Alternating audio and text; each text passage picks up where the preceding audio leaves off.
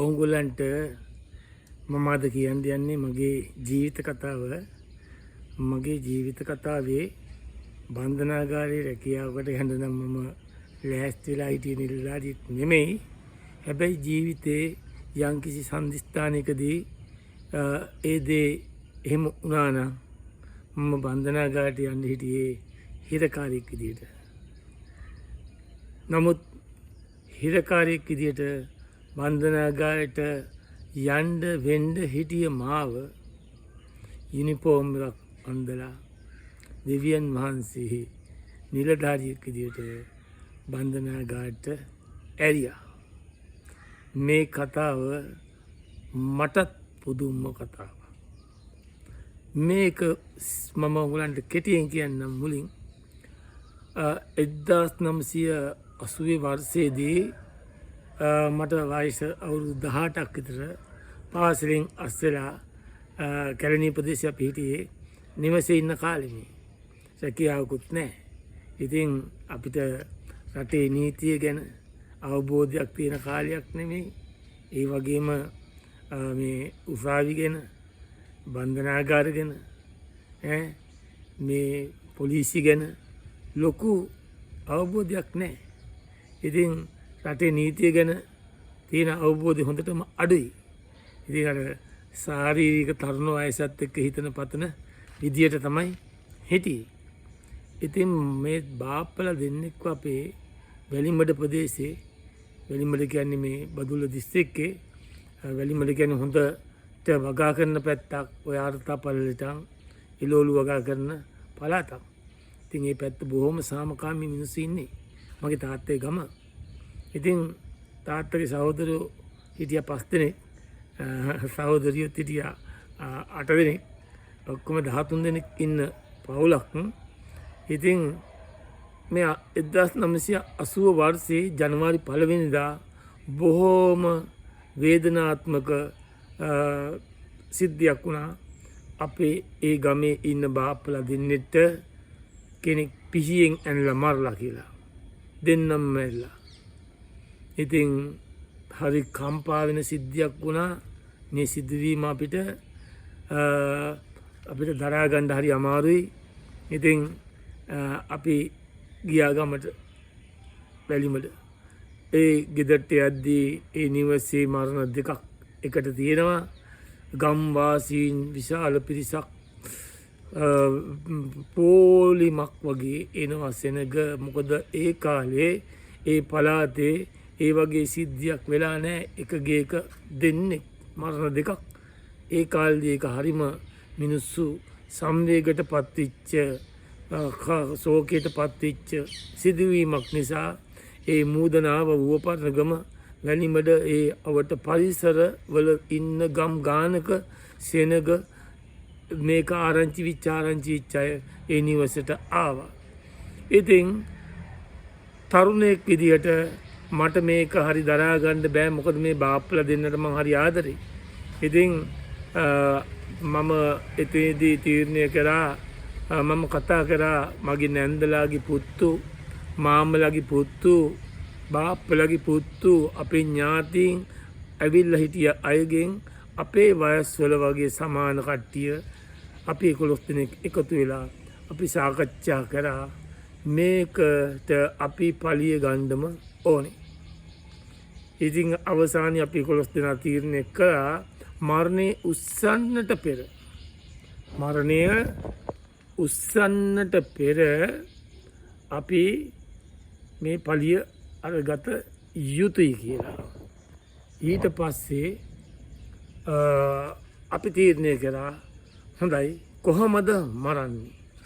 ඊට පස්සේ අපි තීරණය කළා අවසානයේදී ඔව්ව අපි ඔහුගේ නිවසටම ගිහිල්ලා හරි ඔව්ව අපි මරනවා. ඔව්ව නිකන් හරි මරන්න බැරුව ගියොත්, ඔහුගේ සහෝදරයෝ හිටියොත් මේ දෙන්නගේ පලිය වෙනුවට දෙන්නෙක්ව මරන්න ඕනේ. දෙන්නෙක් හෝ ඊට වැඩි ගාණක්. ඔහුගේ පිරිමින්ගෙන් අපි පලි ගන්න ඕනේ. ඔහු අල්ල ගන්න බැරුව ගියොත් ලේට ලේ. අපේ එදා තීරණය තිබුණේ පලි ගැනීම පමණයි. එකට එක කරන්න ඕනි කියන චේතනාවෙන් අපි හිටියේ. එකට දෙකක් කරන්න ඕනි කියන චේතනාවෙන් අපි හිටියේ. අවසානයේදී අපි මේ නිවසේ තිබෙන අවි ආයුධ කියන්නේ ඉතින් මේ ගොවිතැන් කරන්න තියෙන ආයුධ. මන්න කැති පොරෝ මේ තියෙන හලවංගු මේ තියෙන ආයුධ ඔක්කොම එකතු කරගෙන අපි මරණය උස්සන දවසේම කනත්තට ගිහිල්ලා අපි ගෙහෙම්ම පස්මිට දාලා කෙලින්ම අරගෙදෙට්ට ගිහිල්ලා ඔවුන්ව ඝාතනය කරන්නයි තීරණය කළේ. මිනිය වලලන්ඩ ඉස්සෙල්ලා අපි කෙලින්ම ඒ ගෙදෙට්ට තමයි යන්න ලෑස්ති වුණේ. නමුත් අපි මේ අවි ආයුධ අරගෙන අපි මේ කරන දේවල් අපේ වැඩිහිටියෝ දැකලා ඒගොල්ලෝ මායි මේකේ ප්‍රධානත්වයේ ගත්තේ බින්දු අයියා කියලා අපේ ගම්පල හිටියේ ඒ නන්දගේ පුතෙක්. එයයි මම තමයි ලීඩ් කරේ බින්දු අයියා. මට කියන්නේ ලොකු පුතා කියලා මම ලොක්කා කියලා තමයි මට කියන්නේ. ඉතින් නුවරඑළිය විජේපාල බාප්පා අපේ තාත්තලා ඇවිල්ලා මොනවාද බින්දු ලොක්කා මොනවාද ඔයගොල්ලෝ මේ කරන්නේ මේ අපිට මේ මරණේ වැඩ කටයුතු කරන්න දෙන්නේ නැද්ද? අපි මේවා අවශ්‍ය දේවල් ඉදිරියට කරනවා. ඔයගොල්ලෝ කලබල වෙන්න එපා. මේ ඔයගොල්ලෝ කනත්තට යන්න එපා. මේ මරණේ වැඩ කටයුතු ටික අපිට ලස්සනට කරලා ඉවර වෙන්න ඕනේ. ඊට පස්සේ අපි දෙවුණු අපි ඒවා කරනවා කිව්වා. ඉතින් අපේ ආයුධත් ඔක්කොම අරගෙන අපිට තහංචිකුත් දැම්ම අපි 11 දෙනාටම කනත්තට යන්න එපා කියලා. මොකද අර මිනිමරුවගේ ගෙවල් පේන දුරකින් තමයි කනත්තට හැරෙන්න තියෙන්නේ. ඉතින් අපි අන්තිමට ආයුධ ඔක්කොම ගත්තාම අපි ඒ ආයුධ ටික නෑ දැන්. නමුත් අපේ නැන්දගේ පුතෙක් කියන නාමල් කියලා එක මාන්නයක් විතරක් හංගගත්තා. එයා දැන් කෝටිපති ව්‍යාපාරිකයෙක්. නාමල් ට්‍රාන්ස්පෝර්ට් කියලා වරායේ. ඉතින් මේ එයා මන්නයක් ගාගත්තා. ලොකයි මන්නයක් තියෙනවා. අපි පොළු ටිකක් කපාගෙන යන් බයිමු කිව්වා. ඉතින් ඔන්න අපි කනත්තට ගියා. අපි අනිත් අයට පොරුන්දු වුණා. හරි ආයුධ දැම්මනේ. මොකුත් ප්‍රශ්නයක් කරන්නේ නැහැ කියලා. කනත්තට ගියා. පස් මිටක් දැම්ම ඉස්සෙල්ලාම අපි ආවා. ඇවිල්ලා අර මන්නෙන් පොළු ටිකක් කපා ගත්තා ගස් වලින්. කෙලින්ම ගේ අර මිනිමරුවගේ ටිකක් වෙලක් මැද්දේ වගේ ගේ තියෙන්නේ. අපි නියර දිගේ ගිහිල්ලා ගේ වට කරා. ගේ වට කරලා අපි ඉතින් දැන් දොරවල් කඩනවා. ගෙට ඇතුල් වෙන්න දොරවල් ඔක්කොම වහලා. ඊට පස්සේ දොරවල් කඩාගෙන කට්ටියක් යනවා. මායි අපි බින්දු අයියයි නැග්ගා වහලට. අපි වහලේ උළු කටේ මේ තියෙනවා කඩාගෙන අපි බලනවා කොහේ හරි ඇංගිලා ඉන්නවද කියලා. කොහොම හරි අන්තිමට පිරිමි මේකේ නැහැ. කාන්තාවෝයි ළමයිනුයි හිටියේ. සමහරු කාන්තාවන්ටත් ගහන්න ගත්තා. අපි කෑ ගැව්වා ගෑනුවට ගහන්න එපා. ළමයින්ට පාරත් හිරියර කරන්න එපා කියලා.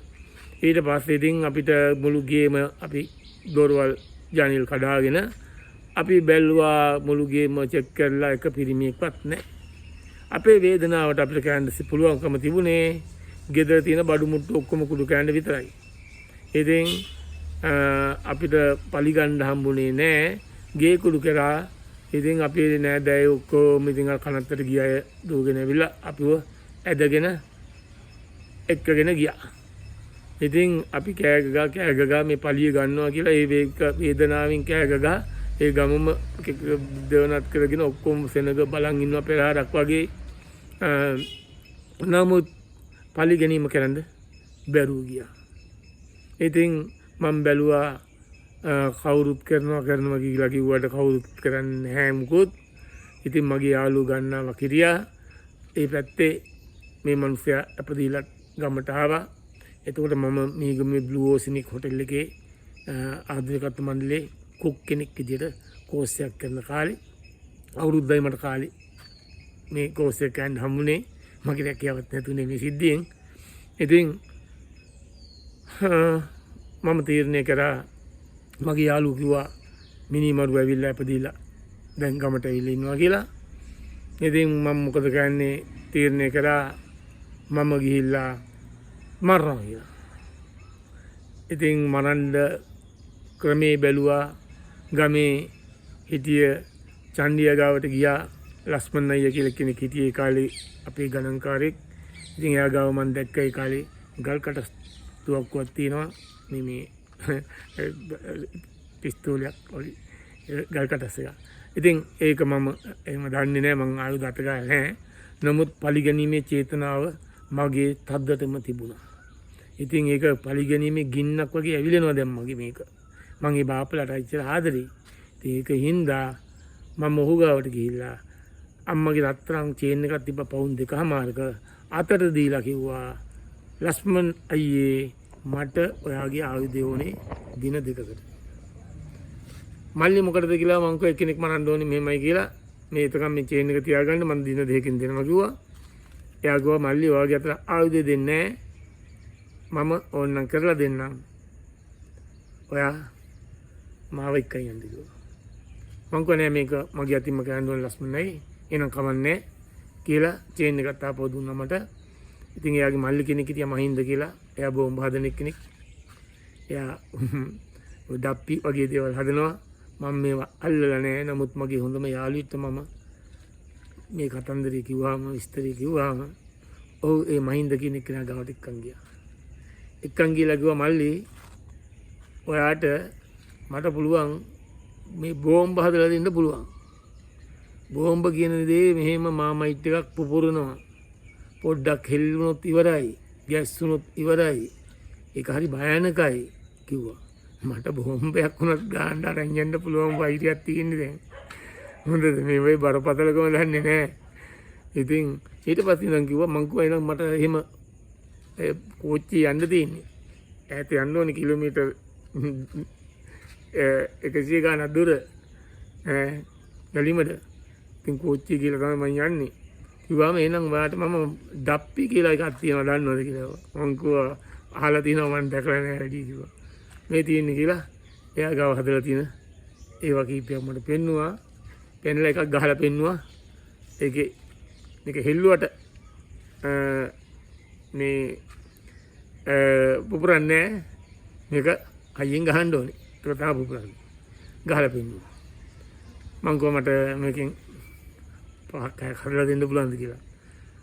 හරි. මට රතු කුඩු සුදු කුඩු මොනවද මන්ද කිව්වා. ඉතින් මේකට ජිල් මේ යකඩ බෝල ඔය දාන්න ඕනේ වගේක් කිව්වා. ඒවා බඩු ටික මට දෙන්න පුළුවන්. මං කිව්වා ඉතින් මං වගේ ඉන්න දන්නේ නැහැ. හරි මට ඒවට යන වියදම දෙන්න මම මේක හදලා දෙන්නම් කිව්වා.